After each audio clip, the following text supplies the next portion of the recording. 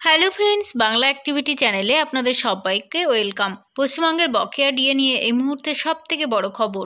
পশ্চিমবঙ্গের সরকারি কর্মীদের জন্য ডিএ সংক্রান্ত নতুন নোটিশ দিল। কত তারিখে মিলবে বর্ধিত ডিএ জানালো নবান্ন।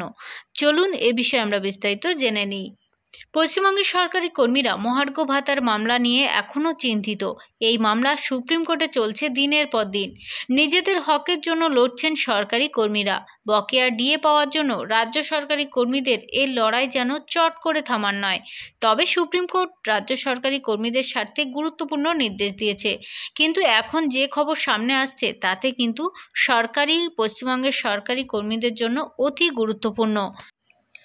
সরকারের কাছে নিজেদের দাবি তুলে ধরেছিলেন পশ্চিমবঙ্গের সরকারি কর্মীরা, কিন্তু সেই দাবি এর আগে গ্রাহ্য করেনি সরকার।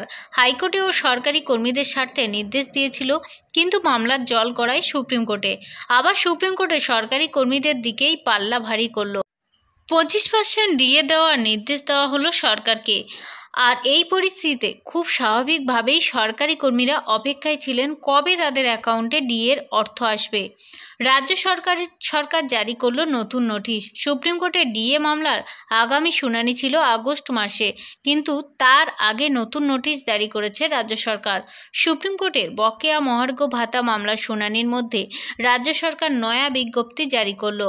আর এই বিজ্ঞপ্তিতে উল্লেখ করা হয়েছে কবে থেকে ডিএ মিলবে আর ঠিক কত শতাংশ ডিএ মিলবে সেই বিষয়ে। কবে ডিএ মিলবে না, এখন স্বাভাবিকভাবেই রাজ্য সরকারি কর্মীদের মনে প্রশ্ন জাগছে কবে থেকে তারা নির্ধারিত ডিএ মিলবে, আর সেই কথা উল্লেখ করা হয়েছে উক্ত বিজ্ঞপ্তিতে। এ বিষয়ে সরকারের তরফে জানানো হয়েছে আগামী জুন থেকে ষষ্ঠ বেতন কমিশনের আওতায় সরকারি কর্মীরা 18% হারে মহার্ঘ ভাতা পাবেন। অবসরপ্রাপ্ত সরকারি কর্মীরা কত শতাংশ ডিএ পাবেন? সরকারি কর্মীদের জন্য যেমন ডিএর ঘোষণা করা হয়েছে, একইভাবে কিন্তু অবসরপ্রাপ্ত সরকারি কর্মীদের জন্য সরকারের নোটিশে ডিএ সংক্রান্ত তথ্য উল্লেখ করা হয়েছে।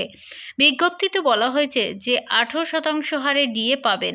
অতএব ডিএর সংক্রান্ত বিষয়টি স্পষ্ট করে দিয়েছে রাজ্য সরকার।